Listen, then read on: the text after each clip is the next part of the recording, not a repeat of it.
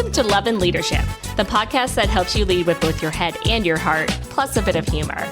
I'm Kristen Sharkey, a leadership coach and facilitator. And I'm Mike Sharkey, a senior living and hospitality executive. We're a couple of leadership nerds who also happen to be a couple. Join us each week as we share our unfiltered opinions, break down influential books, and interview inspiring guests.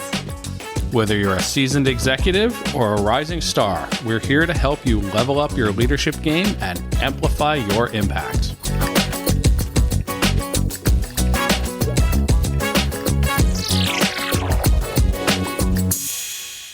Hello and welcome back to Love and Leadership. I'm Kristen, and as you can hear in my voice, Mike and I have both been taken out by sickness for the past week or so. So rather than subject you to our sick voices for a full episode, we're doing something a little bit different this week. International Women's Day is coming up in a few weeks on March 8th, and we're going to share a talk I actually did last year as part of IWD for Google's Women Techmakers. This is all about imposter syndrome and how improv can help you with it. If you've listened to our imposter syndrome episode, there will be a few familiar components, but it's a bit of a different lens and all about supporting women in their careers. So I hope you enjoy it. We will be back next week with a regular episode. And until then, stay healthy, everyone.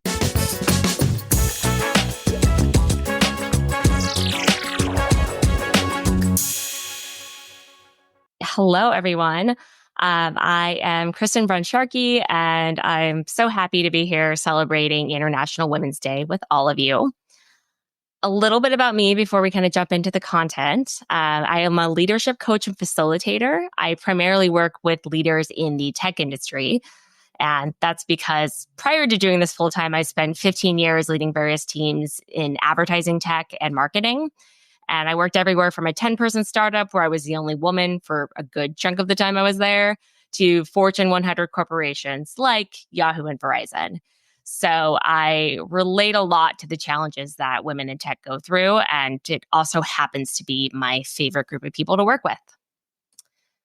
Also, I'm based in the San Francisco Bay Area, and I'm an avid improviser, which means that I regularly perform in front of audiences without a script, making up everything based on the work of my fellow performers and a single word of suggestion that we get from the audience, which sounds insane, I'm aware, for most people. But you'll be hearing more about improv throughout this talk. Now, let's talk about imposter syndrome. If you experience imposter syndrome, you've probably had thoughts that look something like this. Like, I don't know enough to speak up. I don't deserve this opportunity. Why am I in this room? What if they find out that I'm not qualified? I have no idea what I'm doing, and et cetera, et cetera. Imposter syndrome is fundamentally the experience of self-doubt, inadequacy, and incompetence, despite contradictory evidence like promotions, job opportunities, and other clear successes. And if you experience, you are definitely not alone, and you are also certainly not destined for failure. In fact, a KPMG study showed that 75% of women executives reported that they've experienced imposter syndrome in their careers. I think actually really there's only one group that I'm completely positive does not get imposter syndrome, and it's cats. So if you need some inspiration throughout your journey, you can always look to your feline friends. Now, there are 5 types of imposters that show up in imposter syndrome. This is all according to research done by Dr. Valerie Young. And you may experience one or even all of these. It might be very situational or context-based, but these are the ways that it tends to show up. So the first is the perfectionist who sets incredibly high standards and really focuses on how the work is done and making sure it turns out perfect. The expert is focused on always knowing the answers and really being the go-to person for their field. So they feel like they need to know all the answers to every question that should be asked of them. The soloist wants to show that they can do everything themselves, and they feel like if they have to ask for help, it means that they're a fraud. The natural genius is determined not only to complete everything perfectly, but also do so easily and quickly, like getting it on the first try. So it's not just being able to do the work, it's how you do it and being able to flawlessly execute it. And then the superhuman is focused on successfully juggling all these multiple roles without dropping any balls. And they will work more hours than anyone else to prove themselves. So there's a very good chance that you identify with at least one of these. But you might ask, why does it matter? I mean, you might think that part of your recipe for success has been some of these thoughts, right?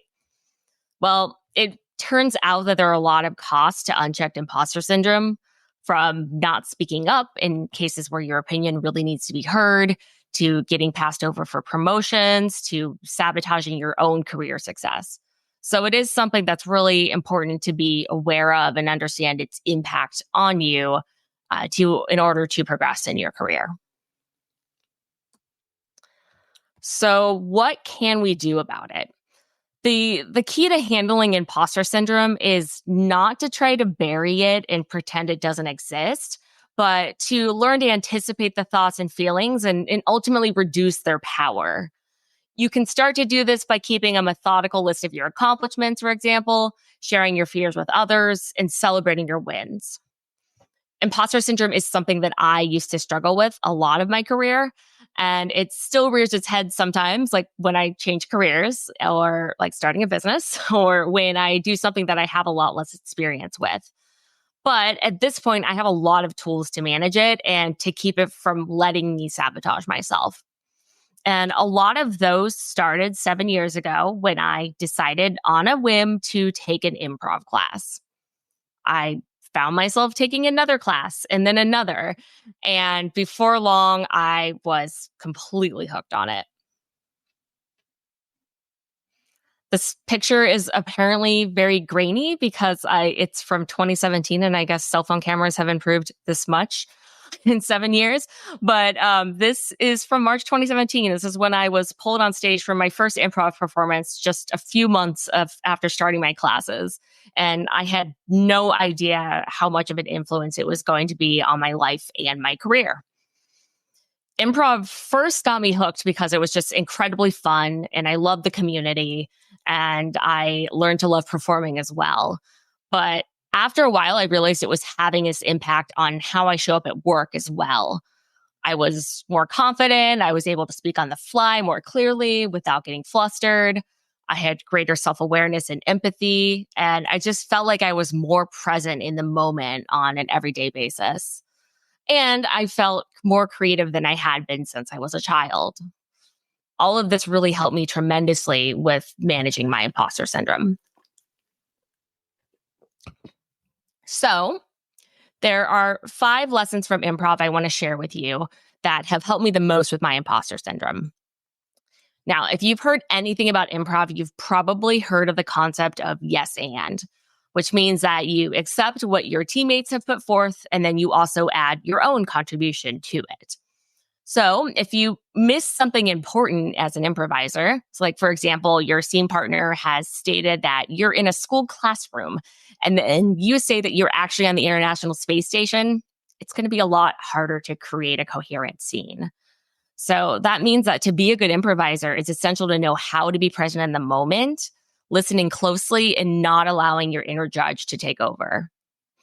This skill set also keeps you more present in the moment in general, and it makes you a lot less likely to dwell on your past mistakes or anticipate future failures. The key to this is that you don't need to do much to start growing these skills. It's great if you want to start a 2-hour-a-day meditation practice. Great. I'm sure it will have a ton of benefits for you, but that is entirely unnecessary. You can really just start with moments of mindfulness once or twice a day while you're waiting for people to join your Zoom call or while you're getting your coffee or whatnot. Just those few moments at a time can make a huge difference. And I'll share an exercise at the end of this that you can use for this as well if you don't already have a go-to mindfulness exercise. The next one is embracing your mistakes. And I caveat all of this, which I am a So I have had a lot of issues with failure. It's something that I really have struggled with in my life. It's fear of failure. But what's amazing is that in beginner improv classes, we actually celebrate anytime someone in the class makes a mistake, which is a little jarring at first as a recovering perfectionist. But why is that? Well, in improv, mistakes are considered to be gifts if used appropriately. But also, making mistakes often enough trains your brain that it's okay to take risks.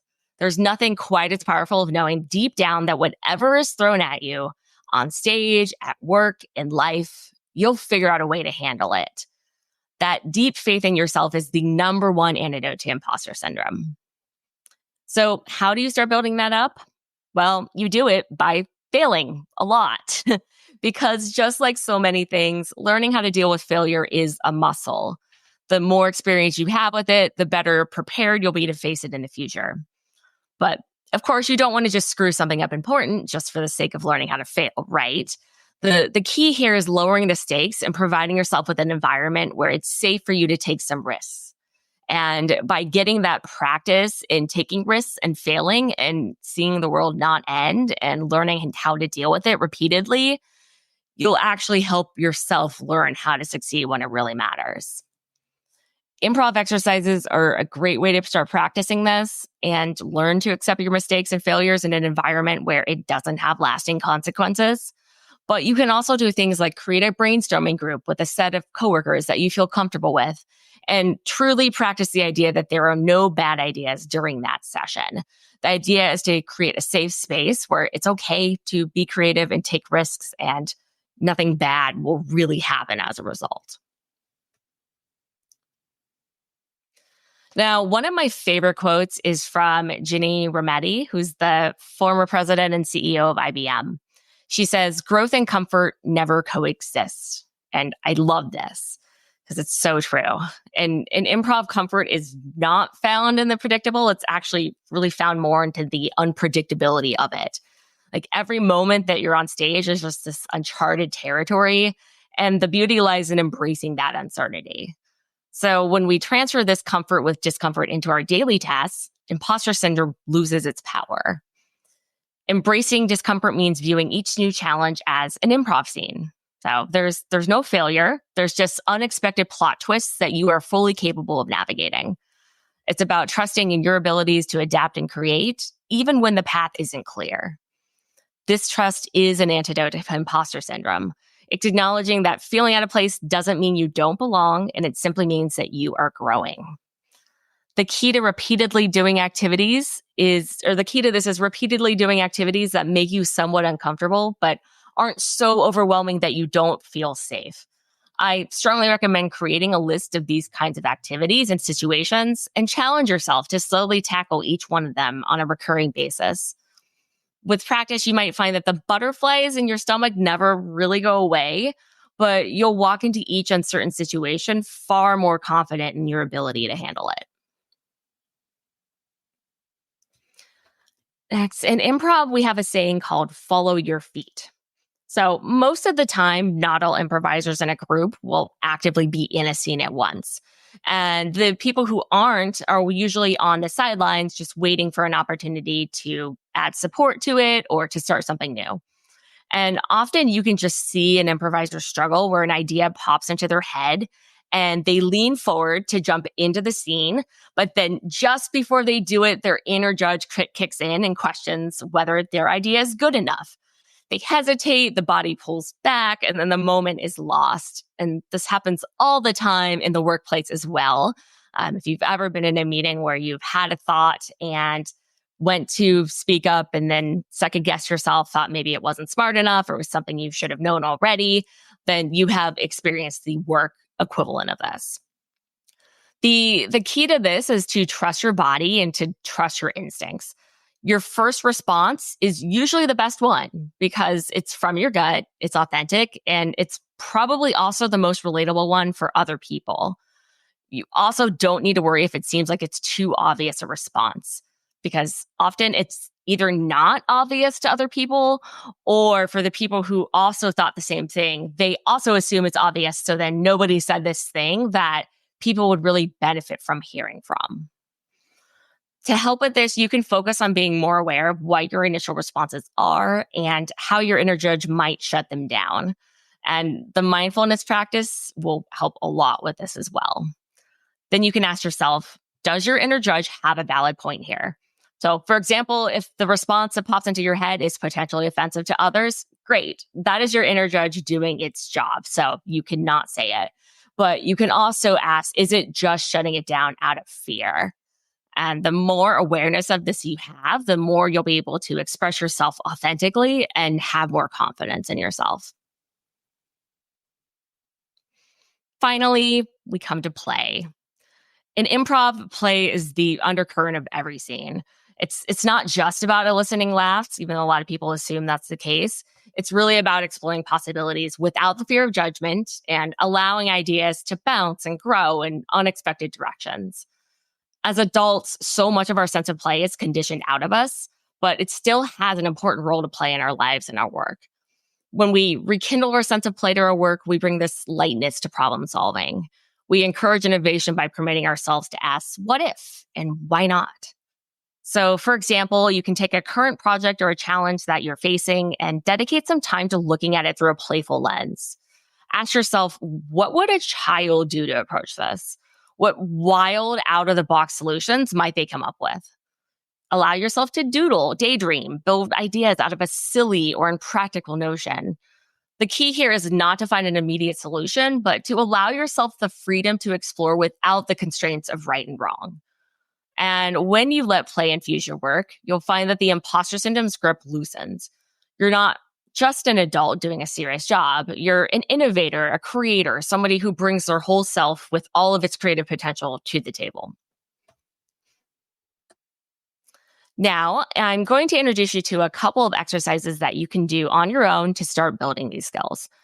These are just going to be a brief overview, but actually at the end of this talk, I will give you a link to download these and 10 additional improv-based exercises that you can do completely on your own. So the first one is a simple mindfulness practice, and it's one of my favorites. So I'll tell you how this works, and then we can actually just do a couple breaths together.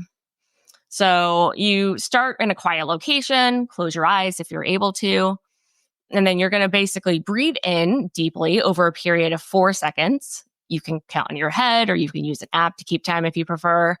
You'll hold your breath for 7 seconds, and then you'll exhale slowly, making it last for 8 seconds. Try not to let your breath whoosh out at once, even though it can take some practice to do that. And then I usually recommend repeating this 5 or 6 times, but you can even just do it for a breath or two before a meeting. So let's try this together just for a couple breaths. So go ahead and breathe all the way out, and then breathe in, 2, 3, 4. Hold, 2, 3, 4, 5, 6, 7. And then breathe out slowly. 3, 4, 5, 6, 7, 8. And then let's do one more. So breathe in, 2, 3, 4. Hold, 2, 3, 4, 5, 6, 7. Release, 2, 3, 4, 5, 6, 7, 8. Hopefully you find that you're feeling a lot more centered after doing that. And it's really just a great way to bring yourself into the present moment.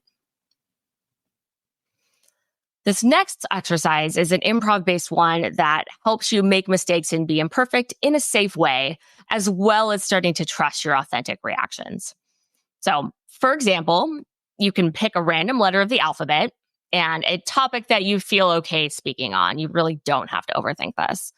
And then you start to discuss the topic, and you would begin the first word with the letter that you chose. Then try to start each subsequent sentence with the next letter of the alphabet until you've worked all the way back to the letter that you started with. So just to give you an example of how it works. So if I say that I want to talk about weather in San Francisco, I might start with the letter D and say that days like this are sunny. Every other day has been cloudy recently. Fog is something that we face frequently, and so on and so forth until you get through the alphabet. And this can be really difficult, and it's really easy to just get yourself stuck in your head and just stop and have a really long pause. The key to this is just to go as quickly as you can, like eliminate that pause between.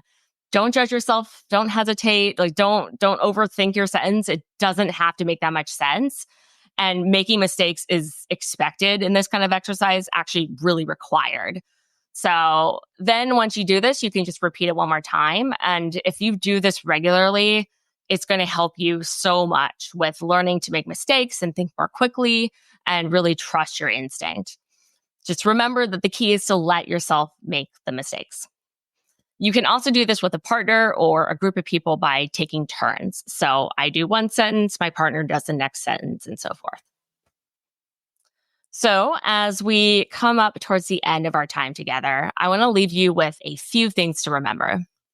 You are not alone if you experience imposter syndrome. Being present in the moment is the foundation of all of these things. Your authentic reaction is usually going to be the best one.